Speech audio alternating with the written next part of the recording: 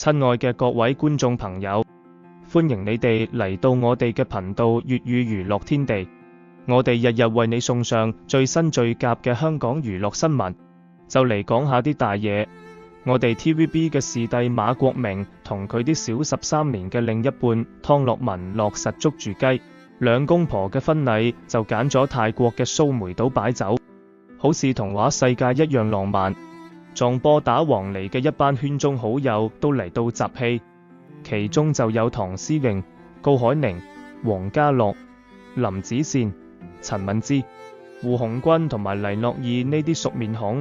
講起唐詩詠同陳敏之，呢對姊妹仲特登扮成伴郎出場，笑料十足。啲乜嘢嘅情況呢？當林子善眼見到馬國明喺城門下跪迎娶湯洛雯嘅時刻，就忍唔住眼淚汪汪，感動非常。而搶到捧花嘅高海寧都喊到唔撚掂，意會到馬國明同湯洛雯嘅感情經歷真係風浪多多。今日一切花開見效，真係冚家產恭喜。婚禮方面，講真，佢哋策劃得好有水準，可以睇出真係花咗唔少心思。搞掂婚禮之後，湯洛雯喺社交媒體上再次分享咗佢哋喺法國拍攝嘅婚紗照片，每張都洋溢住甜甜蜜蜜同埋浪漫嘅氣氛。相片有幾分而正嘅，亦有嗰啲攞長途卡車都裝唔晒嘅甜蜜日常。啲圖片感覺好溫馨，但係網民眼尖，留意到湯洛雯喺啲照片入面似乎冇特別顯示過嘅坦蕩身段，而且其中一張仲露出咗腰圍，看起嚟有啲微微隆起。唔少粉絲直接搵笨話，咪話佢哋有咗寶寶啦。一時間網絡上嘅猜測熱過火箭發射。再望下原本嘅婚禮現場，乜嘢都係咁經典。湯洛雯似乎係有心機掩住小腹，雖然婚紗 fit 爆，但着起嚟都有少少肉感。不過佢本身樣子依然纖瘦如昔。馬國明就更加甘心情願成日攬住咗佢嘅太太，對湯洛雯關照得宜，好似模範老公一樣。講聾馬國明快撞5字頭都算咯，講起嚟都係時候要攞返做爸爸嘅招牌。而36歲嘅湯洛雯數算落都入咗個所謂高齡孕婦嘅行列。如果佢哋真係有喜，想必不久嘅將來就會同大家共享福氣。講到馬湯二人嘅感情，可謂坎坷不平。原來湯洛雯一直係馬國明前女友黃心穎嘅閨蜜，而黃心穎自己呢，着數做小三，搞到關係跟馬國明死水一盤。黃心成名嘅轉捩點係她喺2012年拎到港姐亞軍，但係自從得到 TVB 個青睞之後，黃心嘅幸運就開始被自己嘅魔像所覆蓋。嗰時正值愛情事業兩旺盛，黃心穎卻揀擇咗步上一條唔妥嘅路。2019年4月，佢同許志安嘅車嘴事件成為咗香港娛樂圈嘅大新聞。許志安都已經同鄭秀文結婚成家，黃心穎卻不顧一切同許志安鬧出事來，引起公眾嘅轟動。娛樂圈一片言，許志安淚流滿面地求鄭秀文諒解。喺嗰次食忌會上，佢堅決表態要退出娛樂圈，係對自己行為嘅悔悟。跟住安心事件爆炸後， TVB 先係用動像方式對待黃心穎，而佢自己又走得沙拍揾地方避個風。但係大家心水清，口碑臭到冇得救，大家一致嗌控訴唔再理佢。最後無計， TVB 高層唯有選擇解約。黃心穎早前喺社交平台發文致歉，坦言自己嘅內疚，實在無面目再見男友馬國明。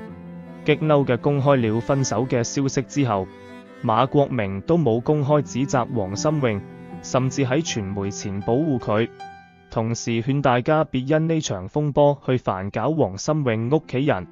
網民對馬國明嘅雅致大方舉動讚譽有加。後來馬國明就遇上咗佢嘅現任太太湯洛雯，而黃心穎其後單身咗一段長時間。今年與大佢14歲嘅樂隊鼓手倪已經領咗結婚證，亦有媒體以幽默嘅口吻暗示黃心穎好急嫁人，連婚禮都未舉辦就爭先恐後咁去領咗證，想比前任馬國明更早結婚遲嘅。黃心穎之後開咗婚禮，不過成個流程足夠低調，禮金冇咩排場，算係一個簡潔嘅婚禮。可係好快就有媒體揪出倪嘅舊照，話明倪早就結過婚，心穎又一次同人夫有染，姣精形象再次俾網民大加撻伐。對於呢啲指控，倪都盡力為女友撐腰，唔希望自己啲事令心穎越描越黑。佢澄清話，2019年已經同多年交往嘅前女友阿欣分手，同心穎喺一齊嘅時候已經係單身。其實倪已經喺2017年向同佢拍拖多年嘅圈外女朋友阿欣求婚成功，當時仲喺社交平台上曬戒指秀恩愛。但係好可惜，即使佢準備迎娶前女友之時，阿欣最終都選擇咗退訂，2019年分手收場。唔少媒體重溫當年嘅求婚合照，發現鑽戒嘅骰仔好細，好似連用放大鏡都睇唔清楚咁，隨便猜都知女方付出咗多年青春，仍然拒絕。再嚟睇下而家黃心穎手戴嘅鑽戒，雖然唔清楚價值幾多，但至少睇落上去又大又閃，相比以前有相當大嘅分別。不過網友對黃心穎結婚嘅態度，同馬國明湯洛雯公戀情時完全唔同。有唔少網友批評黃心穎人品出問題，所以見到佢結婚都唔會有祝福。而家馬國明同湯洛雯舉辦咗婚禮，似乎想馬上組織小三口。而黃心穎近期就同老公一齊接受訪問，講起4年前嘅出軌許志安事件，情緒激動割聲。佢形容嗰次係一個用錢都買唔到嘅大教訓。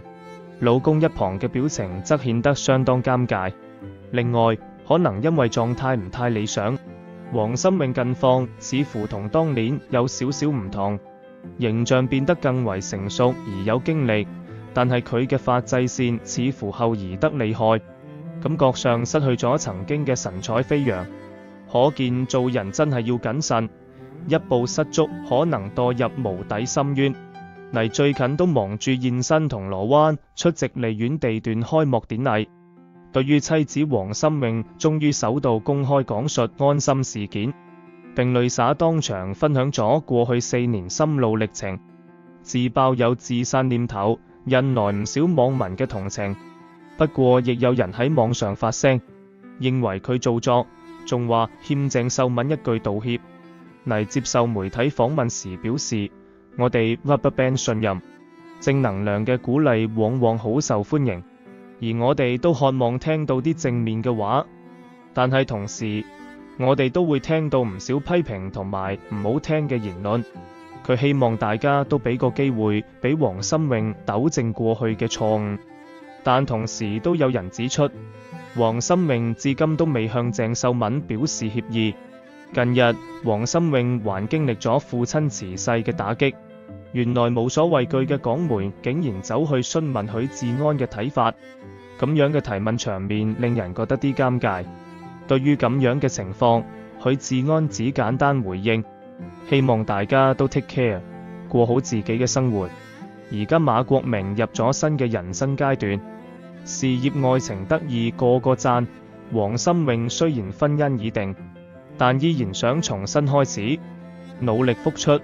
而許志安則選擇安心回歸家庭生活，咁嘅生活選擇真係能夠體現人生嘅多面性，喺道德同抉擇上尤其如此。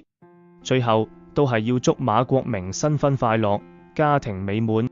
黃心穎之前再次提及舊日嘅安心事件，相信佢將來都會全力以赴，好好打理自己嘅家庭。上承天倫，下負家責，希望佢哋每個都能擁有幸福嘅來日。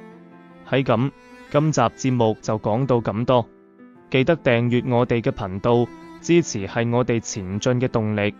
最後呢度還有2個好睇嘅視頻推介，等你發現。下次節目再會。